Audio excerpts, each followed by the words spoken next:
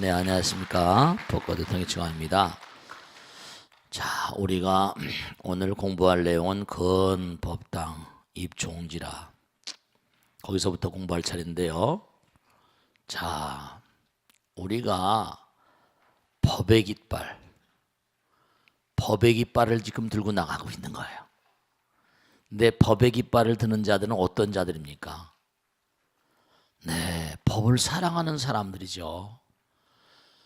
근데 여러분들이 말씀이죠. 제가 꼭 하나 당부드리고 싶은 게 있는데, 건법당 입종지라 명명불칙 조계시라. 중요한 건 뭐냐면 법의 깃발을 드는 자들, 부처님의 거룩한 뜻, 종지, 아까도 뭐 화엄종, 조계종, 부처님의 거룩한 뜻이었던 그런 그 취지. 중요한 건요. 여러분 어떻습니까? 꿀이죠. 꿀, 진한 꿀 맛을 딱 본 자들은요, 무슨 꿀 맛을 본 다음에 사탕을 먹어보세요. 사탕 맛이 날까 안 날까? 사탕 맛이 나야 안 나요? 아시네. 꿀을 안 먹었을 땐 사탕이 달아요. 근데 꿀을 딱 먹고 나면요, 이게 사탕이 전혀 맛이 안 나요. 지금 무슨 말씀을 드리려고 하는 거 아니? 부처님 법의 아름다움과 부처님의 세계에 대한 체험이 있는 자들은요, 마음의 환희로움이랄까, 그런 체험을 해본 그런 사람들은요, 정말 다른 어떤 것도 비할 바가 없는 그런 그 즐거움의 세계를 체득하고 그 안에 살아요. 근데 여러분 이렇게 지금 부처님 말씀을 공부하자. 건법당 입종지라. 얼마나 부처님 법을 사랑하시고 부처님 사랑하세요. 정말 한번 생각해 볼까요? 그러니까 사바세계에서 정말 우리의 마음을 휩쓸어가는 거, 사바세계. 사바세계의 어떤 것들엔 말이죠, 뭐라고 표현할까? 욕망이랄까, 무슨 희열이랄까, 자꾸만 변하잖아요. 오래가지 않고 일시적이잖아요. 근데 부처님 나라의 체험은요, 제가 꿀맛으로 표현해 드렸습니다만 꿀도 세소의 것이죠. 근데 부처님 나라의 체험이라는 건 그저 항상 뭐라고 표현해 드릴까? 근데 표현할 방법이 없네. 정말 표현할 수 없는 어떤 그런 그 한없는 사바세계 말로는 잘 되게 어려운지. 네, 그래요. 그러니까 부처님 세계를 체험한 자들의 어떤 삶은 표현할 수 없는 그런 그 환희와 연락이란 단어를 떠난, 그게 불립문자라는 말을 많이 쓰긴 하지만 3차원적인 세계가 아니에요. 문자로 되는 세계도 아니고요. 한번 부처님 세계를 몸과 마음을 다해서 체험해 본 자들, 흔들림이 없죠. 명명불칙이라 조계시라. 여러분들 말씀이죠. 제가 이렇게 말씀드리면 어떻게 이해하실지 모르겠는데, 우리가 말씀이죠, 이렇게 고요히 부처님 말씀을 정성스러운 마음으로 들고 있을 때는 보통 이제 알파파가 나온대요. 뇌파 들어보셨죠? 뇌파. 그 다음에 뭐냐면 흥분을 하고 막 그러고 이러면 베타파가 나온대요. 그 다음에 잠을 잘 때는 뭔가 하니 세타파가 나오고 깊은 숙면에 들면 델타파가 나온대요. 이제 파장이 알파파는 7Hz가 되고요. 보통 베타파가 되면 14Hz 진동이 많은 거죠. 진동이 많은 거죠. 그 다음에 이제 이른바 말하면 세타파가 되면 한 5Hz 이렇게. 그 다음에 이제 델타파가 되면 이제 뭐 1Hz, 저희 고요한 깊은 세계에 들어간 거죠. 그러니까 내 마음의 어떤 그런 그 내가 나의 어떤 그런 상태에 따라서 파동이 달라져요. 그러니까 생각이라는 건 뭐냐면요, 나의 어떤 삶의 어떤 그 변화 양상이 파동으로 나타나는 거. 파동은 뭐죠? 파동은 뭐예요? 무슨 전자파, 전기파, 전파 그런 얘기 하잖아요, 그죠? 전파, 파도란 파동 친단 말이에요. 파동 친단 말이에요. 이 허공은 그 불교에서는 항상 뭘 많이 얘기해요? 불교에서는 뭐라? 바다를 많이 얘기하잖아요. 대방광불 뭐라? 화엄경, 용수보살 뭐라? 약찬계, 남화장세계 해. 바다가 그렇게 많이 등지 바다. 그러니까 우리가 알고 있는 바다는 한두 곳도 없이 넓으니까 보통 우주 바다를 얘기하거든요. 그 왜 그럴까? 바다는 물이지만 허공은 뭐죠? 나의 생각 따라서 파문이 일어요. 그러니까 여러분이 부처님 마음이 되게 되면 우리가 하나가 된다고 항상 얘기하죠. 사랑은 주는 것과 주니까 뭔고 아니 나를 버려버리니까 하나가 되는 거죠. 하나가 돼버리면 어떻게 돼요? 파동이 없어. 허공은 아무런 말이 없지. 근데도 허공은 뭐라? 끊임없이 뭔가 우리 눈에 보이지 않는, 제가 그런 말씀 많이 드리죠. 지금 이 방 안에 베토벤 선생님 와 계십니다. 그러면 저 스님이죠. 뭐 이상하네. 모차르트 선생님 와 계십니다. 그러면 무슨 소리야? 근데 라디오를 갖다 딱 켜보세요. 그럼 뭐죠? 빰빰빰 베토벤 선생님 나타나시잖아요. 모차르트 선생님 나타나시네. 이 방 안에 지금 뭐가 있는지 몰라. 이 방 안에 지금 뭐가 있는지 우리 눈에 안 보여. 우리 눈이라는 게 이게 뭔가 아니야. 한계 내적인 존재니까 이걸 하셔야 된다. 귀라는 게 정말로 무슨 베토벤 선생님 모차르트 울려 퍼진 걸 들을 수만 있어도 라디오나 텔레비가 필요 없잖아요. 라디오나 텔레비가 필요 없잖아. 이제 문제가 뭐냐면요, 근법당입종지라 우리가 과학이 발달한다고 자꾸만 하니까 점점 신기하고 새로운 게 나오니까 돈 벌어서 그런 거 다 사잖아요. 그럼 점점 뭔가 하니 인간의 인지가 자꾸만 발달돼 나가면 점점 보이지 않는 세계, 깊숙한 세계까지 지금 요즘에 인공지능 어쨌든 간에 이세돌 선수하고 뭔가 하니 알파고하고 싸워가지고 어떤 한국 선수니까 그걸 다른 사람들은 뭐 어쩌고 저쩌고 하지만 아니다. 그래도 이세돌 선수가 있어서 여기서 바둑 알파고하고 싸워가지고 우리 대한민국 국민들이 인공지능이라는 게 대단히 엄청난 거구나 하는 그런 그 아주 뭔가 새로운 어떤 그런 그 인식의 계기가 됐을 것이다. 좀 그렇게 얘기합니다. 아마 각 부면에서 인공지능에 대한 연구가 아주 활발해질 거예요. 다른 어느 나라보다. 어쨌거나 간에 중대한 사실은 뭐냐면 점점 과학이 발달하면 할수록 신의 영역까지, 신의 영역, 부처님의 영역으로 들어가는 거 아니야? 점점 깊이 들어가는 거냐? 그죠? 인간보다 더 깊이 들어간다니까. 천재적인 인간들이 알고리즘을 짜고 말이죠. 두뇌공학을 연구하고 두뇌 어떤 그런 뇌파의 세계를 연구하고 말이죠. 뇌파라는 게 이게 계기로만 나오는 거거든.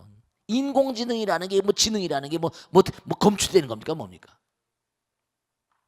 근데 그런 걸 바탕으로 해서 뭔가 자꾸 만들어내고 하다니까 점점 신의 영역에 들어가니까 신의 목소리, 정작 뭔가하니 참된 신의 목소리는 그런 게 아니거든요. 기계음을 통해서 나오는 게 아니거든요. 법음이죠. 불성, 신성. 그 물질로만 막 해야 되니까. 문제는 뭐냐 하면 다른 게 문제가 아니라 인간의 삶은 편안해질 수 있어요. 근데 문제는 뭐냐면 이 우주의 근본적인 어떤 그런 아까 말씀드린 대로 물질은 뭐죠? 영원하지 않잖아요. 잘못하면 위력적인 그런 기계들이 정말 인류를 정말 도탄에 빠뜨릴 가능성이 높은 이유가 왜냐? 결국 인간의 마음 가운데 탐욕심이 있거든요. 탐욕은 악마거든요. 그러니까 우리가 허공에 자꾸만 이른바 뇌파 생각이라고 하는 건요, 홍의 파동을 일으킨단 말이에요. 그 생각이 유전자를 조작하는 건 지금 다 공부했잖아요, 그죠?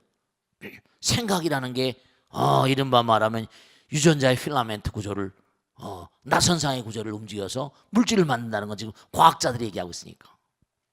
생각이 전기성을 가지고 있다니까요. 이런 시대일수록 근법당이라 법의 깃발을 정말 듣고 부처님의 거룩한 뜻이었던 종취를 정말로 세워야 되는데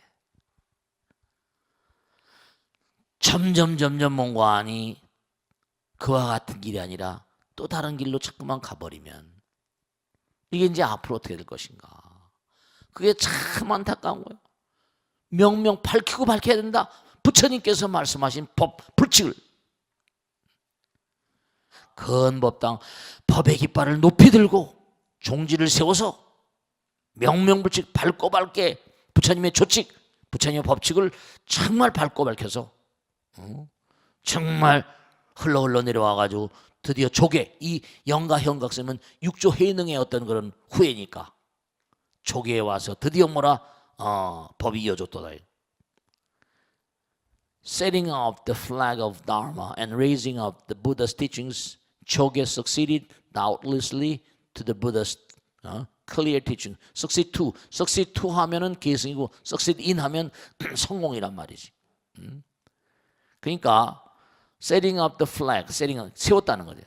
달마의 깃발을 세우고 raising up the Buddha's teaching, 부처님의 가르침을 뭔가 선양시켰다. 조계 종이로 succeeded, 다 의심할 법 없이 계승했다. Buddha's clear teaching, 부처님 분명한 그런 그 가르침을 이었다 이거죠. 제일가섭 수전능. 그래서 이제 드디어 가섭 부처님께서 부처님의 법통을 이었다는 거예요. 가섭 부처님이 제1제자지. 수전등 머리가 되어서 등불을 이어받아서 등불을 전해받았어. 28대가 누구하니? 달마스님이라. 28대까지는 뭔가하니?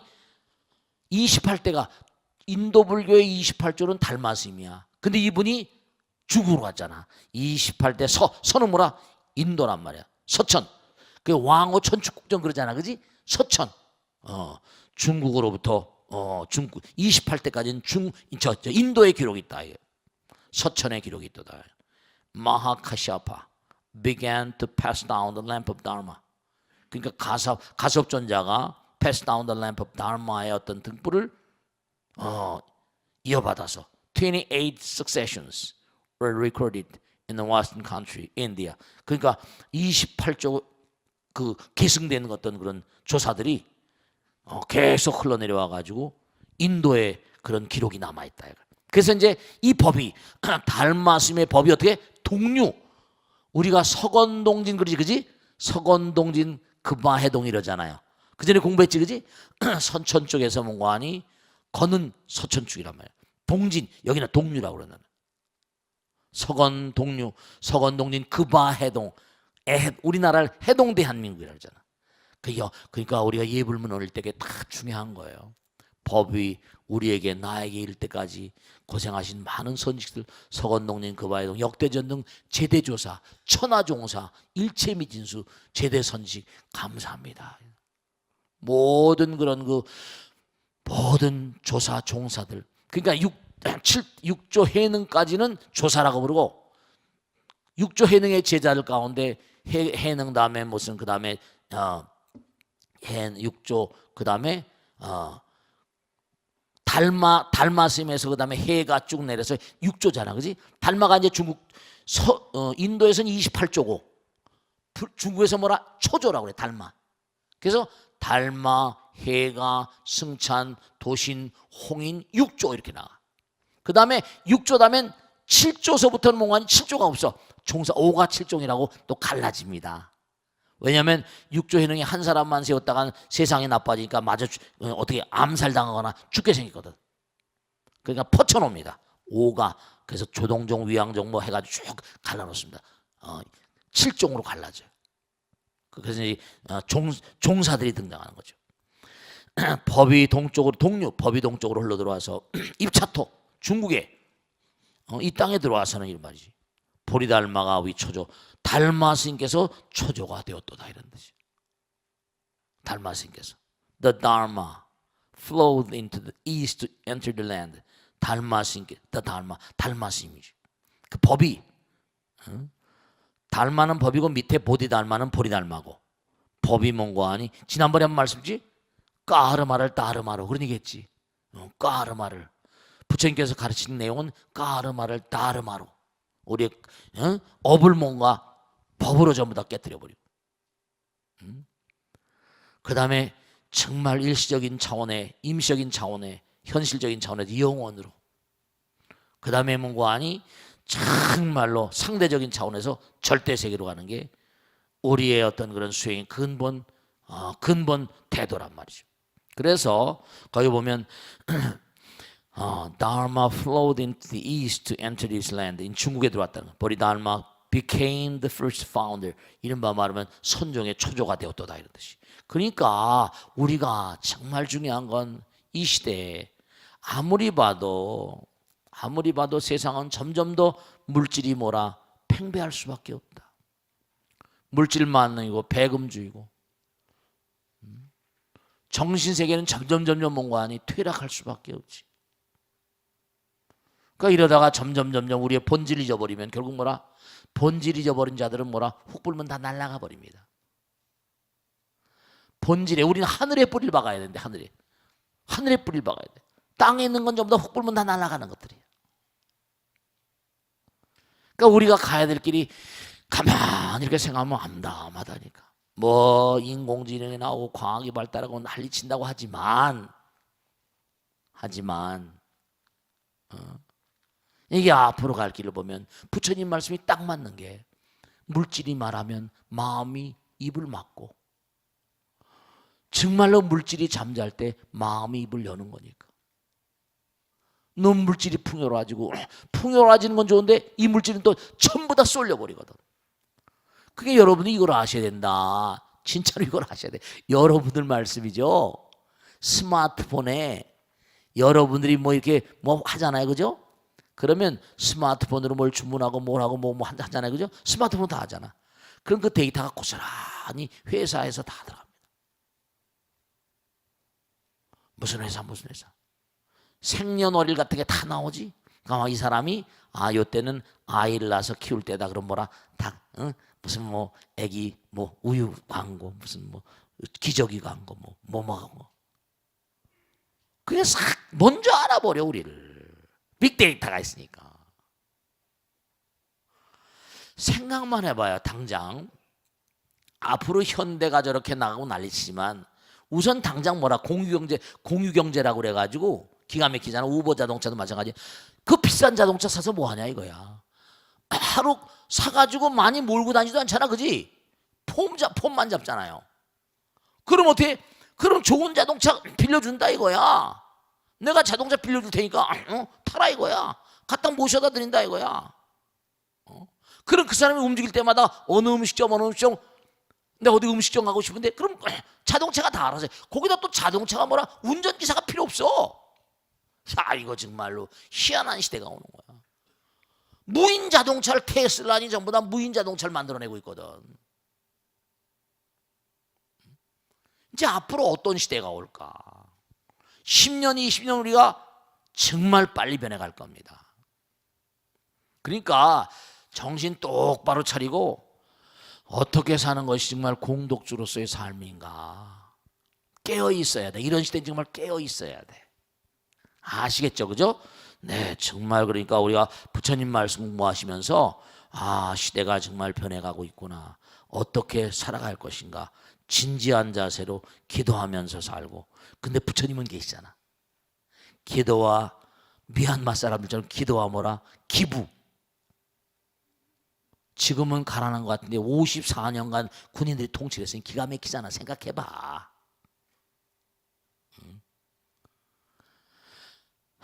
우리나라는 경제개발 5개년 계획에서 그들이 이만큼 산다고 하지만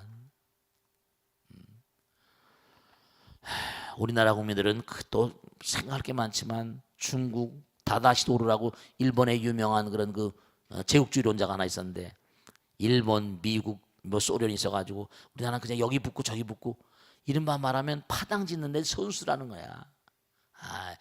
정말 일본 인간들 웃긴 인간들입니다. 한국에 대해 철저히 우리나라를 먹으려고 국민성을 낱낱이 수합니다. 근데 우리나라가 지금 정말 안타까운 게 다다시도 오르말 맞다나 너무 파당을 많이 지어.